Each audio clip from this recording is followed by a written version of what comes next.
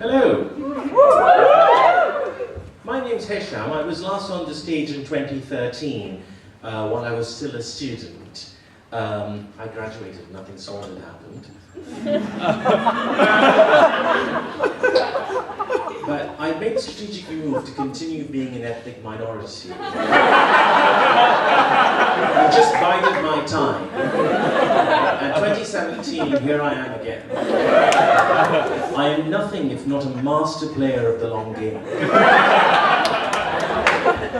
As I sit at my computer and make these strategic moves and these plans, it's hard to sort of completely deny the creeping suspicion that the long game I am playing is solitaire. That worry that what I've actually done with my life is very similar to confusing having a secret with having something that nobody gives a fuck about.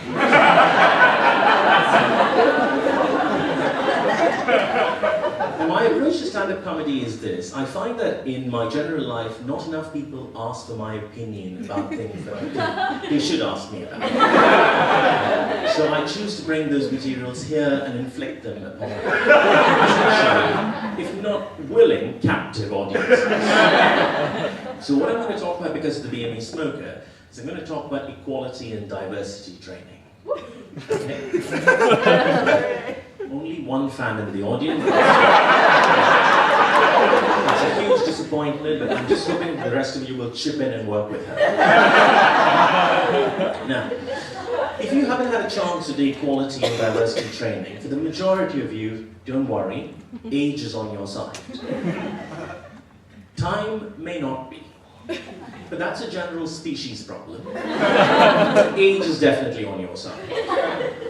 Okay, now what equality and diversity training is, it's an educational formalized approach to addressing a massive catastrophic societal and governmental failure to develop a more inclusive and understanding society. Right? Since we have failed with the general, please don't be an asshole, philosophy in our society, what we've got instead is a set of educational modules, most of which you can do online. We don't know if you already are an asshole. But what we need you to know is that at least don't be a bigoted asshole, because that's against the law and stuff. Right? And if you're a bigoted asshole, then you might get in trouble, but more importantly, we as your employer might get in trouble. So what we're doing here is getting you to do this course so that we have plausible deniability. Now, I have to do this course every couple of years, and the one thing that sort of sustains me through it is the knowledge that at least statistically, somewhere either in the university or the NHS, I have to do both versions of them, somewhere in the university or the NHS, there will be at least one white supremacist who will have to sit and do this course. And it is his agony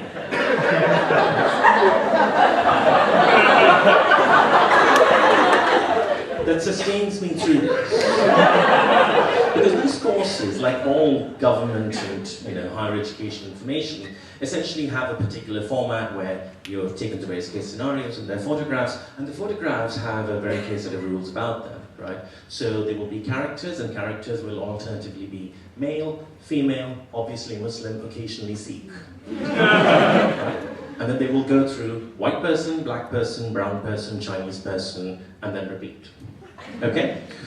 Now, the thing that you have to learn, one of the first things you learn in the module is that even though you kind of know what it means, Chinese is not a color. It's not even a race. Too close to the bone? Anyway, so what I'm thinking of, this white supremacist sitting there thinking, I already had to do this shit, and now you're just rubbing it in my face with these photos. Okay? Sitting there, blisslessly unaware of the layer upon layer of irony. Now, somewhere somebody must be imagining that perhaps if Nigel Farage or Jeff Sessions had done one of these courses, right, life might have turned out rather different. And I think that's possible. if by some chance they got sucked into the computer and were doomed to sort of spend the rest of their days as an online presence, going to these modules, having to alternatively take turns in these multicultural photos. Like a nightmarish version of both our Hogwarts worlds. Okay, the thing that gets me about this is the idea that bigotry is a position of ignorance. An ignorance of the law and ignorance of societal code, not an ignorance of basic humanity. That somehow what you need to do is teach people that this is what the code is, this is what the law is, and then they'll be okay. So, you know, it's a bit like, me mate, I hate the gays. You know, you could get in trouble for that. Oh, really? Oh, I'm cool with the gays.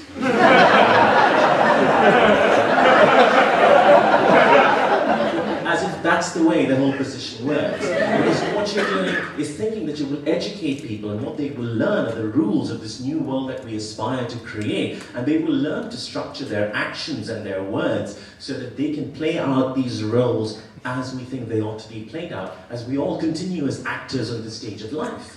And what we want is not for people to be better actors. What we want is for, on this occasion, for them to say, so what's my motivation here? That's what we're looking for, right? Now, I have a waking nightmare that there will never come a day when the shallowness of our characters will not be judged by the color of our skins, the size of our bank balance, or the nature of our genital plumbing. I need to put a little bit of dramatic emphasis into that sentence because linguistically and emotionally it collapses under the weight of its own hopelessness. The point that I want to get across is that really what we want to do is not just sell ideas and rules. We do want to change the soul of society, the hearts of people. What we don't want to do is not create a bunch of empty, beliefless actors who are staring hollowed-eyed and vacant into the queuing multitude of people before them, taking their positions, vapidly calling into the ether, "Can I help anyone at all? Next, please. Can I help anyone at all? Next, please. Can I help anyone at all? Next, please." Because that's the automaton that the online course and all those teaching modules have created. Somebody who knows the lines, but clearly doesn't believe shit about them.